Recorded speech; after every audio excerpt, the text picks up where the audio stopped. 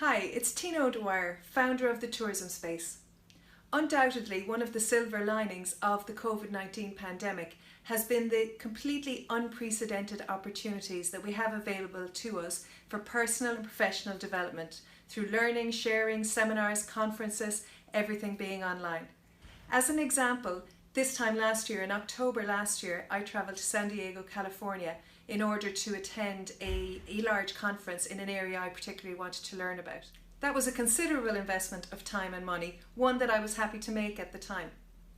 This year, the exact same conference took place in October this year, but this time online, and it was made available absolutely for free, the same quality speakers, the same lineup over 3 days via Facebook live stream.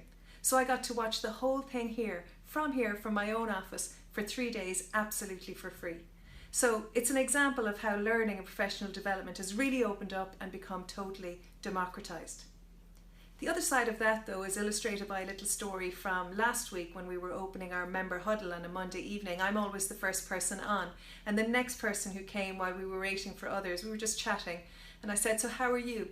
And she said, "Well, to be honest, I'm a bit exhausted. I've taken on way too many courses and trainings, and I'm a bit overwhelmed. I've totally overstretched myself." Does that sound familiar to you? I know it wasn't the first time I'd heard somebody say it, and I'd also found myself saying it to myself. For example, that conference from California that was free via Facebook this year, which was brilliant, was not actually something I needed to devote 3 days to this time. I had learned pretty much what I needed to learn last year, and I took it again. I made 3 days space in my busy work schedule purely because it was free and purely because it was on Facebook, not necessarily because it was something I needed to learn.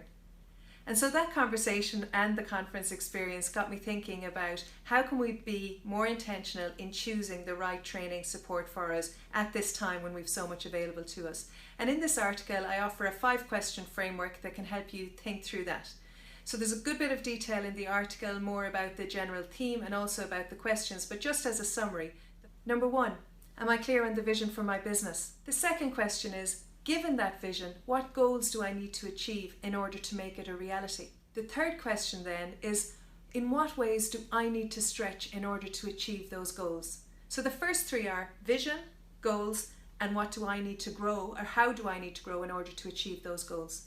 The fourth question then is, given that I can identify that learning need, that area where I need to grow, where can I find the learning that will help me achieve that growth? And the fifth question, which is the one most often overlooked, is, in what ways do I learn best? And that's about cultivating your own awareness of your own learning style and the approaches that serve you best. There's a 6th sneaky little question in there as well, but it's only a bit of an aside and you'll find it in the article. So I hope the framework serves you well. I do believe it's a marvellous opportunity for tourism businesses to invest in personal and professional development at this time, and I encourage you to do that in a mindful way that really helps you progress towards your goal and that serves you well, both personally and professionally.